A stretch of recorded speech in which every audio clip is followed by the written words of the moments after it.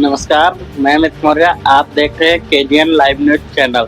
यहाँ आज आपको बताते चले कि पूरा भारत बड़ी ही धूमधाम के साथ बाबा साहब भीमराव अम्बेडकर का जन्म दिन मना रहा है, जिसके चलते आज पत्रकार सुरक्षा परिषद फाउंडेशन लखीमपुर खीरी की टीम ने भीमराव अम्बेडकर जी के पार्क में जा करके उनकी मूर्ति को उनको माल्यार्पण किया और साथ ही पुष्प अर्पित किए और उनके द्वारा बनाए गए संविधान में रह करके लोगों की मदद करना। जैसे कि आप सभी को पता होगा, पत्रकार लगातार गरीबों पर हो रहे शोषण अत्याचार को एक उनकी आवाज बन करके उजागर करना पत्रकारों का काम है, जिसके चलते पत्रकार सुरक्षा परिषद के फाउंडेशन के सभी सदस्यों ने आज एक प्रण लिया कि बाबा साहब अम्बेडकर के द्वारा दिए गए संविधान, लिखे गए संविधान से जो हमें एक आज़ादी मिली है, उस आज़ादी के तहत हम सभी लोग मिल करके लगातार गरीबों पर हो रहे शोषण अत्याचारों को उनकी आवाज़ बन करके उजागर करते रहेंगे। जिसके चलते आज पत्रकार सुरक्षा परिषद फाउंडेशन के जिला प्रभारी राहुल सिंह, जिला सह महामंत्री अमित मौर्य, जिला कोषाध्यक्ष रमेश मौर्य, आज समस्त पत्रकार पदाधिकारी व सदस्यगण मौके पर मौजूद रहे और वहीं साथ ही में नगर पालिका चेयरमैन ईरा श्रीवास्तव जी मौके पर मौजूद रही। सदर विधायक योगेश वर्मा जी, जिलाधिकारी महोदय दुर्गा शक्ति नागपाल, लखीमपुर खीरी के सांसद उत्कर्ष वर्मा भी मौके पर मौजूद रहे और साथ ही बड़े धूमधाम के साथ माननीय बाबा साहब भीमराव अम्बेडकर की जयंती मनाई गई और उनके संविधानों की रक्षा करते हुए, उनके द्वारा जो हमें संविधान दिए गए उनका पालन करते हुए गरीबों और दलितों पर हो रहे अत्याचार और शोषण को एक पत्रकार अपनी आवाज बन करके उनके साथ में हमेशा खड़ा रहेगा, इस चीज का प्रण लिया। लखीमपुर खीरी जनपद से Amit Maurya, editor in chief की खास रिपोर्ट।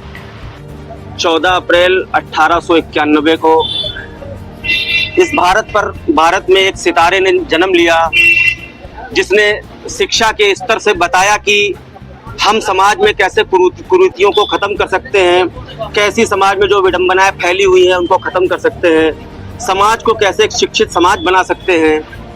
बाबा साहब भीमराव अम्बेडकर ने उस समय ये शिक्षाएं ग्रहण की जब उनका समाज बहुत पिछड़ा हुआ था। उस वक्त 1891 के बाद से भारत में समाज में कुरीतियाँ चल रही थी, कुरीतियाँ बहुत फैली हुई थी। उन कुरीतियों में बाबा साहब ने आके जो रोशनी का काम किया है, जो दिया जलाया है, सूरज की रोशनी का काम किया है। बाबा साहब ने 3 नारे दिए। सबसे पहला नारा था कि शिक्षित बनो। हम लोगों को शिक्षित बनाने का जो संकल्प बाबा साहब ने लिया था, आज वो समाज में फैलता गया और आज यहाँ तक इस हद तक पहुँच गया है कि सर्व समाज शिक्षित हो चुके हैं। दूसरा नारा बाबा साहब का था कि संगठित रहिए, संगठन में शक्ति है। संगठन के बल को बाबा साहब ने तब बताया कि आप अगर संगठित रहेंगे तो आप मजबूत रहेंगे, आप संगठित रहेंगे तो आपको कभी कोई नुकसान नहीं पहुंचा सकता है। संगठन की शक्ति के बारे में बाबा साहब ने बताया। तीसरा नारा था कि संघर्ष करिए, स्ट्रगल करिए। बाबा साहब ने स्ट्रगल पर, शिक्षा पर, संगठित होने पर बल दिया। आज हम लोग उस मौके पर 14 अप्रैल के दिन बाबा साहब को माल्यार्पण करके उनको शत-शत नमन करते हैं कि उन्होंने हम लोगों को आज शिक्षित समाज देकर जो हम लोगों पर उपकार किया है उसके हम ऋणी रहेंगे।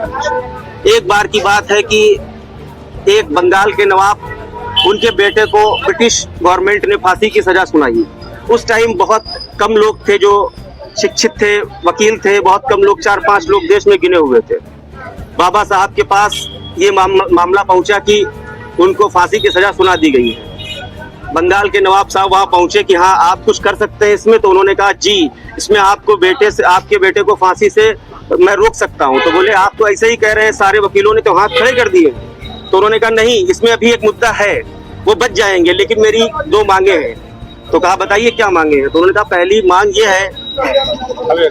मांग ये है कि जो है मेरे लिए एक गाउन की व्यवस्था की जाए, क्योंकि मेरे पास गाउन नहीं है तो मैं कोर्ट में जाके क्या बोलूंगा, गाउन के बिना कोर्ट में अलाउ नहीं है। तो गाउन दिया गया। और दूसरी बात ये रखी गई, शर्त ये रखी गई कि अगर मैं फीस कोई नहीं लूंगा, बस आपको मेरी एक छोटी सी बात माननी पड़ेगी। दोनों शर्तें नवाब साहब ने मानी और गाउन पहनाकर उनको कोर्ट भेजा गया। कोर्ट पहुंचने पर बाबा साहब ने वो फाइल पढ़ी और उसके बाद जज साहब से कहा कि हाँ जज साहब बताइए क्लाइंट का क्या है। तो उन्होंने कहा इसको फांसी की सजा दे दी गई ब्रिटिश गवर्नमेंट के द्वारा। तो बाबा साहब ने कहा कि क्या लिखा हुआ है इस पत्र पर? तो उन्होंने लिखा कि फांसी पर चढ़ा दिया जाए, इस पत्र पर लिखा है। तो उन्होंने कहा बिल्कुल सही बात है, एक बार फिर से पढ़ा जाए पत्र पे क्या लिखा हुआ है। तो उन्होंने कहा फांसी पर चढ़ा दिया जाए। तो कहाँ यहाँ पे इसमें ये कहाँ लिखा हुआ है कि फांसी दे दी जाए? सिर्फ फांसी पे चढ़ाना लिखा हुआ है, फांसी के फंदे पर चढ़ाया जाए। फांसी के फंदे तख्ते पर चढ़ाकर और उसको वापस उतार लिया गया। ये बाबा जी की शिक्षा का नतीजा था। वो कितने विद्वान थे इसी बात से पता चलता है। मैं इस जयंती पर बाबा जी को शत नमन करता हूँ। और उनके जो 3 नारे दिए गए थे कि शिक्षित बनिए, साक्षर बनिए, संगठित रहिए, संघर्ष करिए, उनके लिए मैं चाहूँगा अपने संगठन की तरफ से कि हम लोग उनके विचारों पर अमल करें और सदैव बाबा जी के विचारों पर अमल करते हुए अपने संगठन को आगे बढ़ाएं। बहुत बहुत धन्यवाद।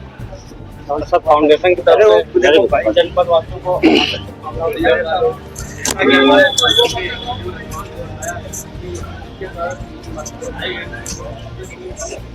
अपने जीवन में ले आएंगे तो अपना जीवन भी सुधारेंगे, साथ साथ अपने समाज के लिए हम आदर्श बन जाएंगे, क्योंकि उनके अधिकार से हमारा रक्षा करिए, हमको आगे बढ़ने के लिए। एक बार बताएं, जो हमारा खाली दिमाग होता है यदि हम सुख होंगे तो हमारा दिमाग होता है वो भी होता है। नए नए उदाहरण पेश करके उसको आगे लाएंगे और उनको हम अपनी बातों को प्रभावित कर पाएंगे, उदाहरण बताएंगे। इसलिए हम चाहेंगे हम लोग संविधान जरूर पढ़ें और साथ ही साथ बाबा साहब के बताए हुए जो मूल उद्देश्य हैं उनका हम पालन करें। इसी के साथ हम अपनी वाणी विराम देता हूं। चाहिए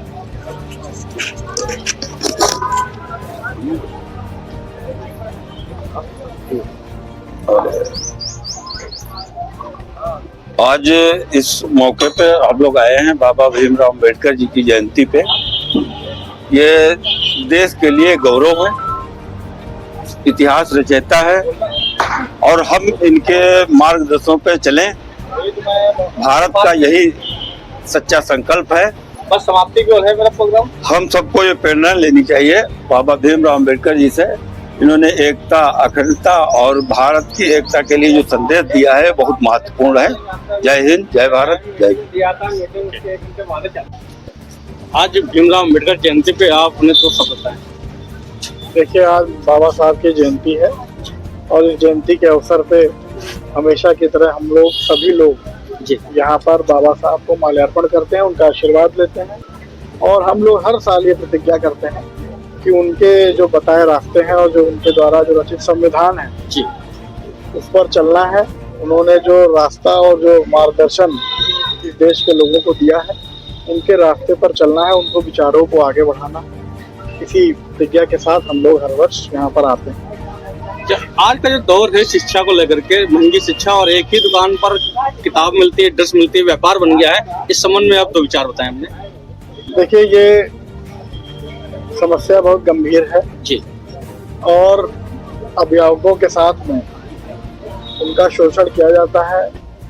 अगर आप केंद्रीय विद्यालय के कोर्स से तुलना करेंगे तो कई गुना महंगा प्राइवेट स्कूलों में पाठ्यक्रम दिया जा रहा है।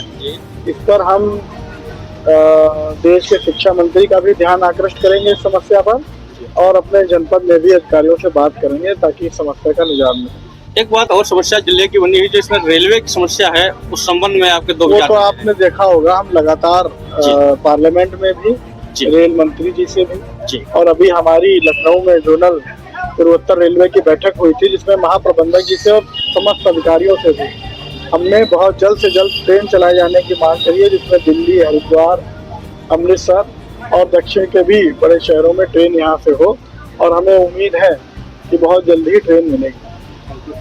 महान भारत के सपूत बाबा साहब भीमराव अम्बेडकर भारत रत्न और हमारे संविधान के निर्माता, उनकी जन्म शताब्दी जन्म दिवस है और इसको बड़ी धूमधाम से अभी हम लोग नगर पालिका में मना करके आए।